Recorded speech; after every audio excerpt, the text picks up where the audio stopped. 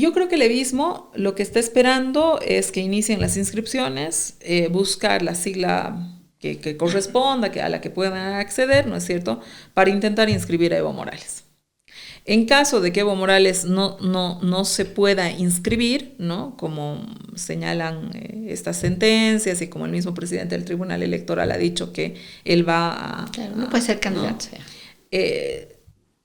Él va a hacer caso a esta sentencia, ¿no es cierto? ¿Qué es lo siguiente que va a pasar?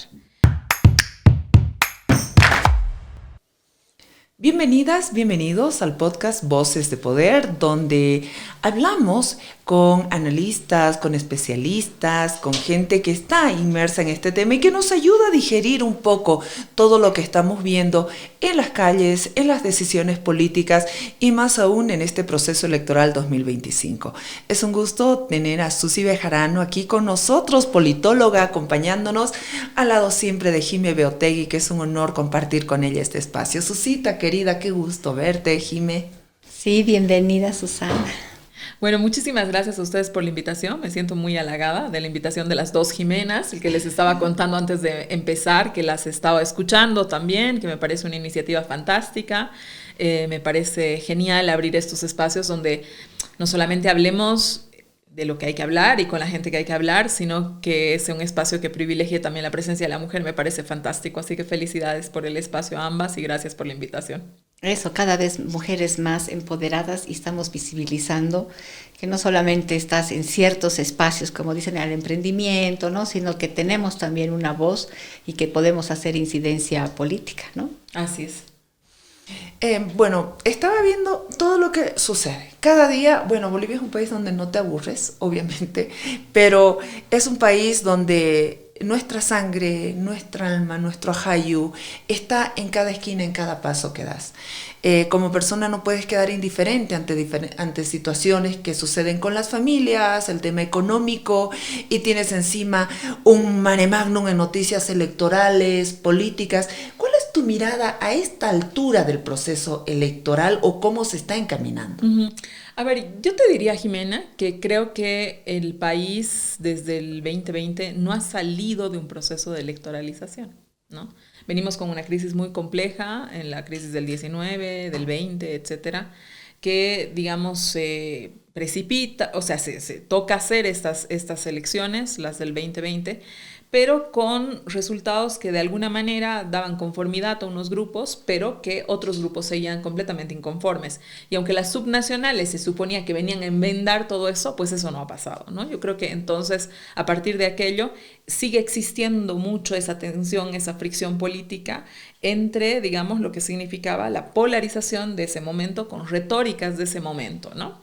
Entonces, eso no termina de resolverse. O sea, yo creo que la democracia, que siempre está a la altura, ¿no es cierto?, pone sus mejores elementos, que es ir a la votación, que es presentar candidatos, que es todo aquello, pero la tensión, digamos, se ha mantenido, ¿no? O sea, yo creo que las fuerzas vivas políticas estaban y estuvieron inconformes con lo que pasó el 2020 y con lo que pasó el 2021, ¿sí? Nadie quedó tremendamente completo, digamos, contento con lo que pasó. Te digo, incluso en el bloque ganador, que ha sido el movimiento al socialismo, las tensiones internas empiezan a darse. Eso demuestra, ¿no es cierto?, que había como facturas pendientes de la crisis del 19 que el propio bloque no logra resolver, ¿no? Y en el bloque de la oposición, esa sorpresa de alguna manera que han tenido con esa victoria brutal del movimiento al socialismo en la elección nacional, ¿no es cierto?, que de alguna manera llega el premio en las elecciones subnacionales, pero tengo la sensación que ese tampoco termina de ser, digamos, al final el objetivo que finalmente buscaban todas esas movilizaciones en el 2019, que era hacerse del poder democráticamente finalmente, ¿no? Entonces creo que haya habido mucha desilusión, etcétera, y la tensión, la crispación se ha quedado, ¿no? Y entonces cada momento, yo te diría, de las fuerzas políticas, era, digamos, un avance a las elecciones del 25. Como no estoy conforme con las elecciones del 20 y con los resultados que han tenido estas, ¿no es cierto?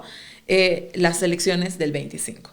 Lo primero que debemos pensar es que si Bolivia no tiene un Estado de Derecho, es difícil, ¿no es cierto?, avanzar en temas democráticos, avanzar en temas, ¿no? Y muchas veces estamos muy focalizados en cuáles son las propuestas de tipo económico, de tipo social, de tipo político, en lo que nos están presentando ahora en la época electoral los candidatos, y no estamos mirando que hay un fondo de problema que se llama órgano judicial, y que sin ese órgano judicial reestructurado, reformado, con magistrados probos, ¿existirá o no existirá el órgano judicial? Rodríguez Belcés es alguien que está dando un poco ese debate, etc.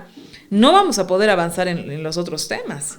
Es que no se puede. Si tú, en tu calidad de empresaria, ¿no es cierto?, privada, te toca resolver un diferendo, ¿no es cierto?, con cualquier, o con otra empresa, con cualquier ciudadano, y ese diferendo va a mediar por una institución corrupta, ¿dónde está el Estado de Derecho en todos los aspectos de la vida? No estoy hablando de si el Estado se entromete, no se entromete, ¿no? Entonces, si yo tengo un pleito contigo, Jimena, y asistimos a la justicia, y la justicia lo único que hace es meternos en un pleito mucho mayor, terminamos, o sea, y ahí es quién tiene más dinero, y ahí es quién soporta más todo ese proceso. Entonces, sin un Estado de Derecho, ¿no es cierto?, no se puede avanzar en los otros temas. Pero este debate, Susi, está postergado porque lastimosamente hoy en día la situación mayoritaria está en la preocupación del bolsillo, ¿no?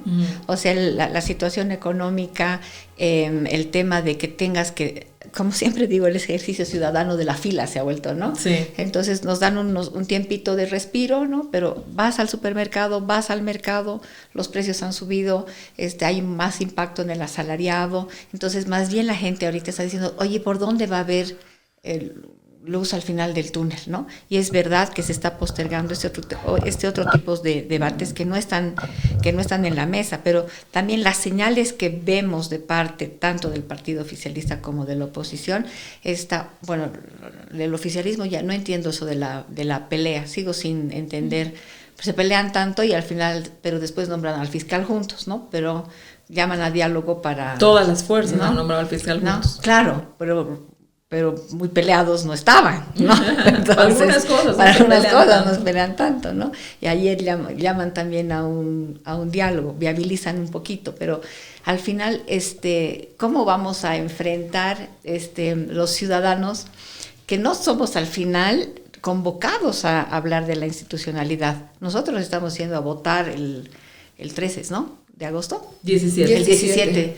El 17 de agosto, por alguien que nos diga, aunque sea duro, vamos a salir de esta crisis. ¿Así como lo ves? Sí. Es que yo creo que no se va a poder salir de una crisis si vos no tienes también unas soluciones que no sean unos parches, y las soluciones a esta crisis deben ser estructurales, ¿no? Por eso yo recojo la demanda de Jimena, de decir, oye, nos tenemos que enterar de qué va, ¿no? O sea, y el órgano electoral tiene la responsabilidad de decirnos cómo van las propuestas, ¿no? Aquellos aspirantes a la presidencia, de decirnos de qué van las cosas, ¿no? Y nosotros como ciudadanos exigirnos también un poquitito, digamos, un poquitito más, si tú quieres, en el sentido de decir, estas colas, ¿por qué?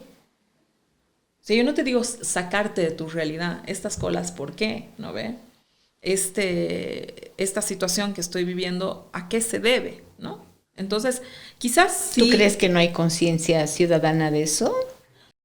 A ver, yo creo que en este momento, en los momentos de, ¿cómo te puedo decir?, de crisis y de emergencia, ¿no? Estamos más con una idea de lo cotidiano, ¿no? Han subido la papa, bueno, no sabes dónde hay papa un poco más barata, vas rehaciendo la logística de tu vida, y realmente no en un análisis profundo de cómo están las cosas. Por ahí tienes en la mente señalados a 3 o 4 culpables, digamos, ¿no? Pero quizás nos hace falta mayor cantidad de información, ¿no es cierto?, para dimensionar el problema. Yo creo, y te lo digo sinceramente, que muchos, incluida yo, ¿no?, incluidas, creo que me voy a atrever a ustedes, no tenemos en la cabeza la dimensión real del problema. Precisamente porque mañana te dan un respirito o porque mañana, no sé, acordamos una cosa, viene un creditito y no sé, me va a alcanzar para bicicletear todo este tiempo. Pero yo creo que las preguntas reales, ¿no? O sea, las profundas, nos llevan a dimensionar de otra manera las cosas. Por ejemplo, sabemos que la subvención a la gasolina, ¿no es cierto?, hoy el gobierno, el Estado no la está pudiendo pagar porque vendemos menos gas. Creo que eso está en la cabeza de todo el mundo, ¿no es cierto? ¿No? Ahora, porque no vendemos porque no tenemos. Porque no. Claro, porque ya no hay los mismos volúmenes de gas y toda la cuestión, ¿no? Es decir, hoy día tienes para vender la mitad de los volúmenes que tenías antes. Perfecto, ¿no? Creo que hasta ahí estamos todos, ¿no? Entonces, la siguiente pregunta yo te diría, porque hoy día escuchamos ajuste, la palabra ajuste como casi la regla, ¿no? Y ya se ha instituido, digamos, ¿no? En todos escucharla. Pero la pregunta profunda es, ¿qué significan esos ajustes? ¿Cómo se hacen esos ajustes? Porque evidentemente se tienen que hacer. O sea, esto no puede ser seguir, que ¿no? haya una receta. Lo preocupante de la receta son los impactos que va a tener. Precisamente. Y cómo proteges a los que queden vulnerables en una situación. ¿No? Entonces, si tú dices, pucha, la inflación me está golpeando, porque yo creo que no hay a nadie en este país que puedas pasar indiferente al mercado, al supermercado, a donde vaya a hacer sus compras. Nadie puede pasar indiferente a lo que está sucediendo, ¿no es cierto? ¿Qué pasa si se retiran las subvenciones con esa inflación? ¿No? Entonces, estamos atendiendo, por eso yo te digo, cierto tipo de debates que yo creo que había la reunión, nos han dicho, y no estamos atendiendo incluso esos debates un poquito más profundos de lo que hacen a nuestra realidad hoy día, hoy por hoy, ¿no? O sea, no quiero hablar de la filosofía del Estado, que a veces dicen, oye, déjame en paz, ¿no? Pero sino de, mañana me ajustas. Sí, perfecto. ¿Qué significa que mañana me ajustes? ¿Se puede no ajustar a algunos? Yo no sé. ¿Se puede o no ajustar a algunos? ¿Se puede hacer un ajuste cíclico o hay que retirar de golpe nomás la subvención y ni modo y a llorar al río? No lo sé, ¿no es cierto? Es decir, son esas preguntas que yo creo que estos colegas que están aspirando a hacerse del Estado nos tienen que empezar a contestar.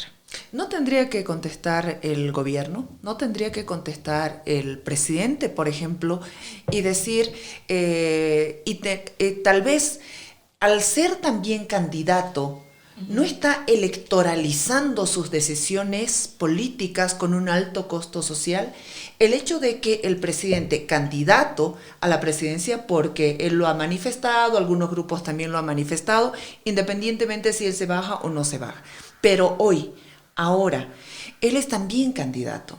Y las medidas que él pueda tomar de achicar el aparato estatal, reducir la gente que está en las empresas estatales deficitarias, el hecho de bajar la subvención, quitar bonos, va a tener un impacto social político para él. Uh-huh. Entonces, no es el riesgo que tenemos nosotros los bolivianos de tener un presidente también candidato que está midiendo y calculando sus decisiones políticas. Quiero complementar la pregunta de la Jimé. ¿Por qué no actuar como actuó Siles Faso? A ver, yo creo, como ustedes, que se complejiza mucho la situación de crisis en la medida que el presidente está comprometido con su candidatura. O sea, claro. Yo creo que eso no hay quien pueda decirte otra cosa, ¿no? Es decir, porque qué raro, ¿no? Porque a pesar, digamos, de que él personalmente no ha dicho, ¿no? Así me brindo, pero depende de las organizaciones en un lugar, pero luego las mismas organizaciones han dicho vamos a buscar otro candidato, etcétera, ¿no? Pero de todas maneras esa duda de si va a ser candidato o no va a ser candidato, más pareciera que se inclina a la candidatura que no inclinarse a la candidatura. Eso es lo real, ¿no? Ahora, yo creo que Arce nos ha dicho qué es lo que va a hacer y qué es lo que no va a hacer. Lo que pasa es que por ahí esas respuestas, digamos, hoy ante la emergencia de las colas y la subida de los precios, no nos parecen suficientes. Pero yo creo que Arce nos ha dicho qué va a hacer. Nos ha dicho que no va a asistir al Fondo Monetario Internacional. Lo ha dicho claramente. Yo le hice una entrevista y de forma clara y expresa, y creo que la han reproducido varios medios, ha dicho que no va a asistir al Fondo Monetario Internacional. Bueno, entonces, eso que de alguna manera algunos creen que podría ser una salida, él ha dado sus explicaciones por qué no va a asistir al Fondo Monetario Internacional.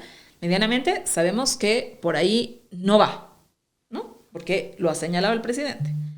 Luego el presidente también en varios de sus intervenciones ha dicho, no voy a levantar las subvenciones. Ya está. Es decir, nos ha dicho, ahora tú me preguntarás, Jimena o Jimenas, y con razón, ¿no es cierto?, ¿cómo se financia eso? ¿Cómo se hace eso? Bueno, pero también ha dicho, no voy a mover el tipo de cambio, y el tipo de cambio ya está movido. El mercado es decir, lo ha... Yo por eso te digo, es que yo creo que el diésel hoy día, perdón que te corte, Susi, ya cuesta, ya tiene otro precio. O sea, por ahí él no lo hace, pero el mercado lo está haciendo. Por eso yo te digo. Ahora, o sea, Arce ha dicho qué es lo que va a hacer. Ahora, esas respuestas en lo individual responden a la realidad. Claro, ¿no es cierto? Entonces, yo creo que el presidente ha sido claro y nos ha dicho, mi gobierno va a ir por acá, no quiero levantar esto, no quiero levantar el otro, ¿no es cierto? La siguiente pregunta es preguntarse, ¿cómo eso se subvenciona entonces? ¿No? ¿Cómo eso se paga entonces? Si en paralelo es el propio gobierno que nos está diciendo que el presidente YPFB no llegó a la próxima semana. Entonces, ¿cómo se combinan, digamos, esas dos reacciones? Eso yo creo que nos tiene que responder el gobierno, sin duda alguna, ¿no? Ahora, en cuanto a qué es lo que nosotros debemos seguir exigiendo respuestas, por supuesto, estas respuestas al gobierno, va a participar, no va a participar en las elecciones, cómo vamos a llegar hasta las elecciones, porque a mí me parece, digamos, igual la reunión de ayer, por ejemplo, ¿no?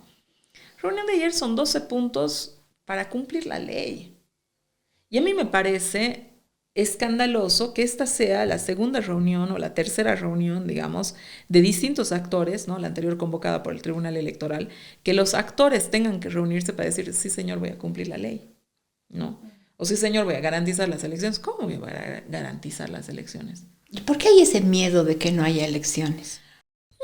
Desde el gobierno señalan que el miedo de que no hayan elecciones es porque hay muchas fuerzas que están haciendo, digamos, muchos movimientos, ¿no es cierto?, para generar un clima de conflicto social, etcétera, y que tal conflicto social empuje la salida del presidente, ¿sí? Yo no creo que ese clima social esté presente, pero digamos que es uno de los fantasmas que tiene el gobierno, no solamente de ahora, sino de hace mucho tiempo. Lo otro que se manifiesta y que me parece sí es un razonamiento un poco más válido, que es el del Tribunal Electoral, ¿no es cierto? Es decir, yo necesito platita para hacer esto, claro, ¿no? Y la platita para hacer eso sí que parece que está ahí un poco faltando, ¿no es cierto? Entonces, garantizar que si la Asamblea tiene que dar algún crédito, que luego ese crédito puede, digamos, servir para garantizar esas elecciones, a mí me parece que, digamos, el Tribunal Electoral ahí tiene razones, ¿no? Para estar preocupado y decir, oigan, ojo, ¿no? Como te digo, Jimena, yo creo que el Tribunal Electoral sí tiene razones para estar preocupados en cuanto a la financiación de las elecciones, de garantizar la financiación de las elecciones. Luego, hay otras, digamos, percepciones que yo te diría que más responden al análisis político, que tienen que ver con cálculos políticos. Y ahí yo creo que insertar la realización o no de las elecciones en función a cálculos políticos me parece una situación perversa, ¿no? Es decir, ¿le conviene a quién quedarse adelante? No, le conviene a Evo Morales. A Evo Morales le conviene quedarse adelante las elecciones. ¿Por qué? Porque bajo esta idea, ¿no?, de desestabilización y de una situación más compleja que la que ya hay, porque ahorita hay una situación compleja, ¿no es? O sea, la gente sale en la calle, hay una situación de crisis, hay una situación de crispación, etcétera, ¿no? Pero si Evo Morales, digamos, se lograra adelantar estas elecciones, la idea de poner a Andrónico Rodríguez como presidente y que Andrónico Rodríguez logre, ¿no?, con un tribunal constitucional tan vulnerable, tan... sí, vulnerable, sí. No quiero insultarlos. Sí, Por decir una palabra políticamente los, correcta. Sí, no los vamos a insultar. Este es un programa de altura, ¿no?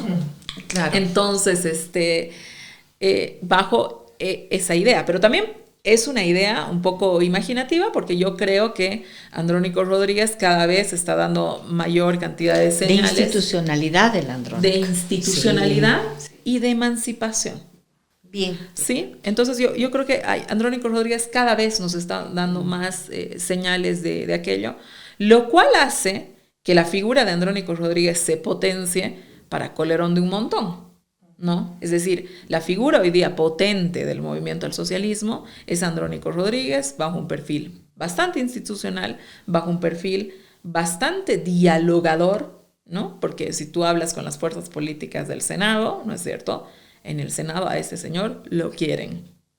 Pero también Andrónico Rodríguez depende de, no sé, la bendición de Evo Morales, o sea, que le traspase ese su piso, su techo fuerte que tiene como votantes, de gente que cree todavía en Evo Morales, tendría que heredarle de alguna manera eso. ¿Andrónico solo podría? A ver, yo te digo que cada vez se van complejizando más las cosas, porque si tú has visto últimamente cómo han sido las reacciones, digamos, de las 6 federaciones, de hacer un comunicado indicando que Andrónico no va a ser candidato a presidente por ningún, ¿no?, un gesto. Y lo ves Andrónico acorralado también. Esa imagen es muy fuerte, ¿no? Pero un gesto muy autoritario. Y al día siguiente, mismas organizaciones que también pertenecen al trópico de Cochabamba, ¿no es cierto?, que están en Yapacaní, van y lo lanzan como candidato a la presidencia. Entonces eso también te muestra, ¿no?, que la lucha de contrarios. Hay lucha, ¿no es cierto? Exactamente, que hay una tensión ahí interna, ¿no es cierto? Pero que yo veo que Andrónico tiene unos gestos de intentar mantener la mayor cantidad de paz en el bloque, ¿sí? ¿No? Porque finalmente se sienta con Evo, ¿no? Pide respeto, pero se sienta con él, insiste en la necesidad de que las bases, ¿no?, etcétera, ¿no? Entonces yo creo que ahí hay un conflicto político dentro de los grandes conflictos que hay en el MAS. Este es el conflicto político más importante que existe hoy, porque determina, digamos, si Andrónico puede o no puede ser el candidato del movimiento al socialismo. Andrónico entendiendo que es el candidato más competitivo que hoy día tiene el movimiento al socialismo. Y ahí, Susi, ¿qué pasaría si ese autoritario megalómano le dice, bueno, ya, yo te dejo? O sea, que no sea que salgan ni de las bases ni de Andrónico, sino que en un momento de, no sé, sea el propio Evo Morales que le diga, ok, ya, te cedo, pero yo te estoy cediendo. No es que tú estás haciendo, ¿entiendes? Sí, es lo más probable. Pero, a ver, yo creo que a Evo Morales, digamos, y creo que, a ver, el evismo tampoco oculta, ¿no? Es muy transparente en lo que va a hacer y en lo que dice, ¿no? Y yo creo que el evismo lo que está esperando es que inicien las inscripciones, buscar la sigla que corresponda, a la que puedan acceder, ¿no es cierto?, para intentar inscribir a Evo Morales.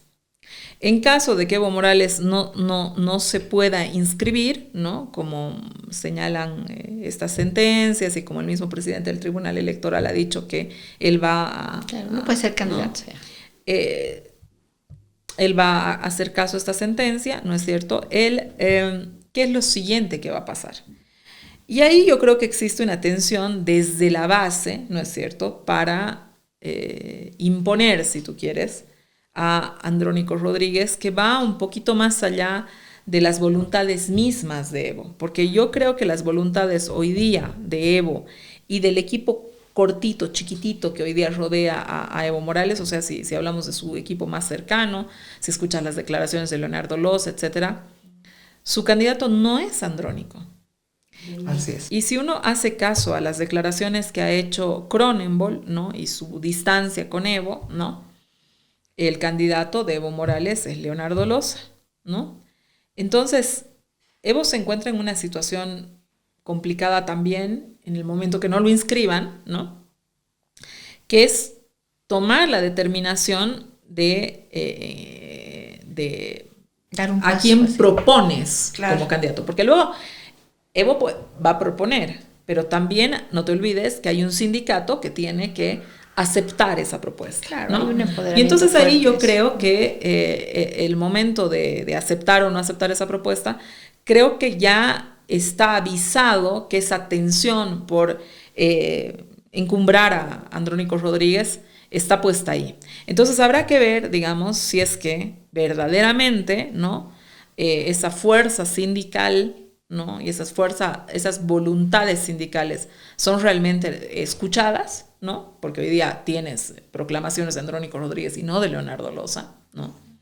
Entonces, si esas voluntades sindicales son escuchadas o no son escuchadas, ¿sí? Yo creo que otra vez, digamos, se lo pone a Evo en una situación muy, muy compleja en cuanto a tu perfil político, tu performance, tu quién eres, tu qué dices y cómo te comportas. Ahora, si hablas del poder, hemos visto en los 90, cuando había la democracia pactada y los acuerdos políticos, acuerdo patriótico, que por llegar al poder, el MIR, ADN, el MNR, Condepa, UCS, hacían una juntucha y lo lograban. Cruzaban ríos de sangre. ¿Tú crees que este enfrentamiento interno que tienen entre evistas y arcistas, al llegar la noche, por mantener el poder, porque se están rifando hasta la libertad con todas las denuncias de corrupción, no van a llegar a un gran acuerdo? ¿O tú crees que las divisiones son insalvables? A ver, yo creo que hay una división profunda y real dentro del movimiento al socialismo, ¿no? Eso es real, existe, es palpable, ¿no es cierto? Pero también creo que cuando uno hace caso a los estudios de opinión, sobre todo de diagnosis, que se ha ocupado un poco de mirar qué es lo que pasaba con el bloque del movimiento al socialismo, la base no estaba conforme con la pelea. Que es distinto. Es distinto una cosa oportunista de decir, bueno, pero no sé qué, yo por mantener el poder, no sé qué, a que tú en tu militancia, ¿no es cierto? Como le ha pasado a la mayoría, digas, oigan, señores, ¿qué están haciendo? ¿No? Cuando vos atendías la encuesta de los estudios de opinión de diagnosis, ¿no es cierto? 60-70% de los votantes masistas estaban inconformes con esta pelea, ¿no es cierto? En un momento, más del 50% de los votantes masistas encuestados hablaba de una tercera opción, que luego más adelante eso se fue diluyendo porque ya también el arcismo se empezó a diluir, ¿no? Empezó el gobierno a enfrentar problemas y evidentemente el arcismo es como decirte, la fuerza que tiene el presidente por ser presidente. Claro, es el Estado. No, es el Estado. O sea, empleado público. Claro. Ajá, entonces es una fuerza que inmediatamente, digamos, ese presidente ya no existe, también esa fuerza se diluye, ¿no es cierto? ¿No? Se licúa un poco y deja de existir. Pero lo que no deja de existir dentro del movimiento del socialismo es esa voluntad que en algún momento representaba Arce, que es la de la renovación al interior del instrumento. Eso no desaparece, ¿te das cuenta? Lo que sí desaparece por ahí es el apoyo a Arce. Arce como figura, que en ese momento me encarnaba las aspiraciones renovadoras que yo tenía al interior de mi fuerza. Pero lo que no desaparece es esa fuerza renovadora. Creo que esa fuerza renovadora, no tanto por oportunista o por traidora, como le llamaría Evo, digamos, ¿no? Sino por mantener un proyecto político que definitivamente ha venido con un proyecto político, ha venido con una formación militante y toda esa cuestión, ¿no es cierto?, de mantener el proyecto político vigente. Que el momento que se recorten las cosas... Tengo que hacerte una pregunta, perdón. ¿Cuál es la diferencia entre el evismo y el arcismo? ¿O cuáles son sus similitudes?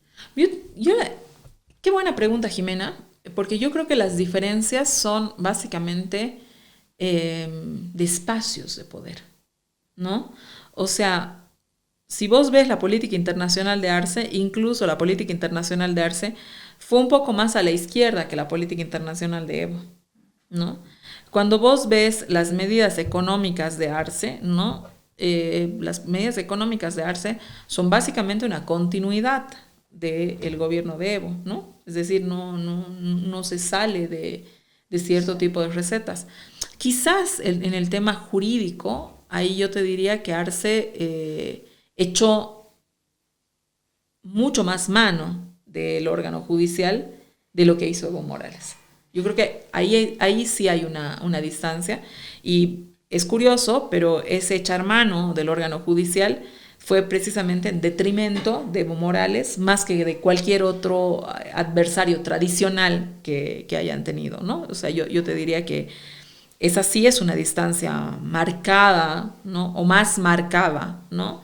Entre estos dos, pero es una institucionalidad que finalmente venía creada desde los gobiernos de Evo. Entonces, para que la gente entienda esto, en este ejemplo, ¿tú crees que Evo hubiera metido preso a Camacho en la forma que ha hecho el gobierno de Arce? Mira, yo no lo sé, ¿no? No lo sé porque cuando hubo la tensión del 2009, si tú te acuerdas, ¿no? Que yo creo que esa tensión del 2009 en el gobierno de Evo puede ser similar, digamos, a estas tensiones rupturistas que habían que tuvo Arce. Y Evo venció de otra manera. Es la verdad, ¿no? Venció a Rubén, no metió a la cárcel a Rubén y luego lo dejó porque el voto popular lo eligió, ¿no? A Cosío lo sacó en mesa, ¿no? Cosío se escapó. A Manfred le ganó un referéndum, ¿no? Claro. Es decir, los modos para vencer fueron otros en una situación, yo te diría, de mucha tensión. Ahora, evidentemente, el gobierno de Evo Morales tenía 5 años y se estaba afianzando, ¿no? Pero a la vez tenías fuerzas mucho más poderosas, ¿no? al frente. Tenía bonanza con recursos económicos, también tenía mucho también, dinero. Pero si hablas tú, digamos, desde la perspectiva de las formas, y qué sé yo, si uno recoge lo que hizo Evo, porque no, o sea, lo otro sería adivinanza, lo que hizo Evo, ¿no? Porque para el análisis político nos basemos en los hechos, Evo no los apresó, ¿sí? Los venció con formas que vos dices, bueno, eso no me gusta, eso no es democrático, va. Pero los venció. ¿Qué sucedió con Leopoldo Fernández, con Chonta Pinto? Mira, con Leopoldo Fernández había otro tema que tenía que ver con una masacre. Y había un anuncio de Juan Ramón Quintana, ¿no? Sí, que lo hizo público, pero, que a los opositores. Pero si vos, digamos, revisas, yo creo que se trata de otro tema, es un tema distinto, ¿no? Porque no es lo mismo que Mario ni que Rubén, que eran igual de adversarios de Leopoldo, ¿no es cierto? Ahí, cuando uno mira lo que ha pasado en Pando, no había unos tiroteo a la normal, se han muerto 11 campesinos, zanjas hechas. Tú dirás, podemos discutir los hechos, ¿no? Pero yo creo que ahí hubo unos hechos que son completamente distintos a lo que pasó con el resto de los políticos. Entonces, si nos basamos, porque no vamos a adivinar qué hubiera hecho si hubiera sido presidente, es que no lo sabemos porque no ha pasado. Pero lo que sí ha pasado son estos hechos, digamos, en un momento de crispación y de enfrentamiento, incluso con voces de separación y qué sé yo, y que tú puedas alegar y decir, bueno, no era tanto así, bueno, así, ¿no? Etcétera. En un momento de tensión profunda del país, fue eso lo que hizo. Pero entonces Arce es más radical. Yo en ciertas cosas sí veo que hay más radicalidad de Arce. Por ejemplo, yo creo que Evo era mucho más abierto, si tú quieres, a reunirse con otros poderes, ¿no? Es decir, las reuniones con los empresarios. Evo tiene muy buena relación con los empresarios, ¿no? Siempre tuvo un acercamiento. Estaba presente, ¿no? O se escuchaba. Sí, y había muchos empresarios, como te digo, contentos con Evo. Si uno ve en el 19, hubo una declaración de varios empresarios diciendo paren los conflictos, con Evo hemos estado muy bien, ¿no? Aquí, ¿no? Es decir, eso yo creo que ha pasado. Y yo creo que eso es distinto que Arce, ¿no? O sea, pero no es distinto reciente. Eso era una cosa que también, o sea, no es un Arce nuevo el presidente. Ya. Era un Arce que se comportaba así también de ministro, ¿no? Si tú te fijas cómo eran esas reuniones con los empresarios, Arce prácticamente no participaba en ninguna. Sí, estaba el presidente, estaba el vicepresidente, estaban algunos otros ministros, pero Arce no estaba, ¿no? Entonces, yo creo que eso tiene que ver con cada una de las formaciones políticas, si tú quieres. Evo es un político que viene del sindicato, claro, que no es lo mismo que un político que se haya formado en la academia o en marcos claro, de ideologías de izquierda y estas claro, cosas, al final Luis Arce, y creo, o te pregunto a ti también, si Evo Morales hubiera delegado el poder el 2020 a otra persona, no a Luis Arce, igual hubiera ganado, porque era con el MAS. No es Luis Arce el que ganó el 2020, fue el MAS. La bendición de Evo, ¿no? A ver, yo creo que hubo mucho de muchas cosas, ¿no? Primero, creo que el gobierno de Yanine Áñez se equivocó mucho. Sí, totalmente. Creo indefendible. La historia, creo que eso pasó. La historia juzga más, ¿no? Lo segundo que pasó fue que el movimiento al socialismo se concibió, se miró por primera vez como una fuerza política electoral en sí misma, más allá de quién sea mi candidato, ¿no? Entonces, tú tenías, por ejemplo, no sé, en el 19 estaban persiguiendo a todos los, se va Evo, se va Álvaro, y se van también todos los dirigentes de las organizaciones sociales, y esas mismas organizaciones, a la cabeza de Andrónico Rodríguez, se rearticulan, etcétera, y ves otra vez, digamos, un instrumento fuerte, vigoroso, ¿no es cierto? Entonces, creo que lo segundo que pasa, ¿no? La primera vez que sin la presencia de Evo, el instrumento, ¿no? Muy interesante. No, por eso es interesante. Y yo creo que lo tercero también es la fuerza de Evo. O sea, no la podemos negar a la fuerza de Evo, ¿no? Es decir, lo tercero también es la fuerza de Evo. Pero yo te diría un cuarto punto, ¿sí? Ya había un desgaste económico.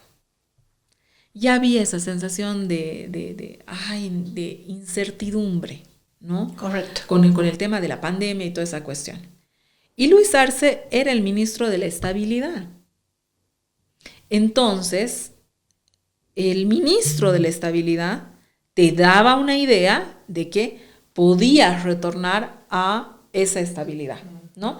El tema, y con esto voy a cerrar, Jimena, porque sé que estamos ya con el tiempo ahí, ¿no?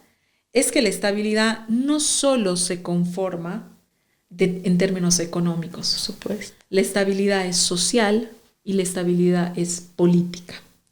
Sin todo este conjunto de factores no hay gobernanza, gobernabilidad. No hay estabilidad. Claro. Digamos que Luis Arce ha tomado todas las mejores decisiones económicas que ha podido.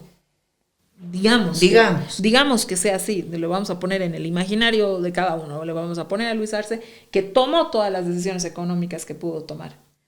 Las tensiones políticas, ¿no es cierto?, nos generan a nosotros todo un proceso de inestabilidad. Las tensiones sociales, abonar todavía procesos de polarización, ¿no es cierto?, abonar todavía a estos procesos de no puedo... O sea, oigan, hay gente que desde el 2019 no ha vuelto a ir a la casa de sus papás porque no puede sentarse con sus hermanos. ¿Qué es eso? Eso es una inestabilidad, ¿no es cierto? Además, imperdonable que el sistema político nos haya hecho una cosa así como tejido social. Ahora, ¿quién es el que ha provocado mayor inestabilidad al gobierno de Arce? ¿La oposición que conocíamos o la oposición que se ha instalado con la imagen de Evo Morales? Mira, yo me parece que funciona en ambos, ¿no? Porque yo creo que la oposición tradicional, si tú quieres, ¿no es cierto? Este proceso de fragmentación, de división del MAS, le era muy útil para sus objetivos electorales de más adelante, ¿no? Ya como una oportunidad de hacerte del gobierno de manera democrática tras unas elecciones y toda aquella cuestión. Entonces, la oposición, de manera muy inteligente, yo creo, ha dejado y ha abonado, cuando ha sido posible, que esas diferencias existan, ¿no? Eso lo hemos visto claramente en el Parlamento, ¿no? Cuando el evismo peleaba con el arcismo, la oposición se le sumaba nomás, incluso han salido a la luz chats que decían, no, seguí nomás lo que están diciendo los evistas, ¿no? O en otro momento, seguí nomás lo que están diciendo los arcistas porque no era conveniente, etcétera, ¿no? Entonces, yo te diría que hubo, ¿no?, un proceso, si tú quieres, de contribuir a la desestabilización, lo voy a poner entre comillas, porque evidentemente siempre los poderes que te oponen operan en contra tuya, eso es lo natural en la política, pero digamos, este proceso de desestabilización, que fue una cosa, digamos, combinada en ambas partes. Yo no le podría decir, Evo Morales ha sido, sí, por ahí ha sido el peor enemigo de Luis Arce, declarado personalmente, si tú quieres, ¿no? Pero no era menos enemigo que las otras fuerzas políticas. Bueno, tengo tantas preguntas, igual como que, ¿no? Sí, falta, hay que seguir armando. Te invitamos así ya abiertamente para un próximo podcast, porque a medida que vaya avanzando, también como que necesitamos seguir revisando y brindando estos espacios de debate. La gente nos escribe, entonces, por favor, volvé, que acá vamos a estar muy felices de conversar con vos. Y yo muy contenta de estar con ustedes, la verdad que otra vez las felicito por abrir este espacio y sobre todo porque es un espacio que sé que busca el empoderamiento de la mujer, así que felicidades. Gracias a ti, gracias a las dos, he aprendido mucho hoy día. Gracias, Jime querida, gracias, Susita querida, y gracias a ustedes por seguirnos. Están nuestros enlaces en YouTube, en Facebook, en Instagram, nos escuchan en Spotify. Escríbanos que este programa se alimenta de voces de poder como la de ustedes. Concexa, protegiendo lo que más amas, siempre a tu lado. Te acompañamos en cada paso para encontrar la póliza que mejor se ajuste a tus necesidades. Concexa, tu corredor de confianza.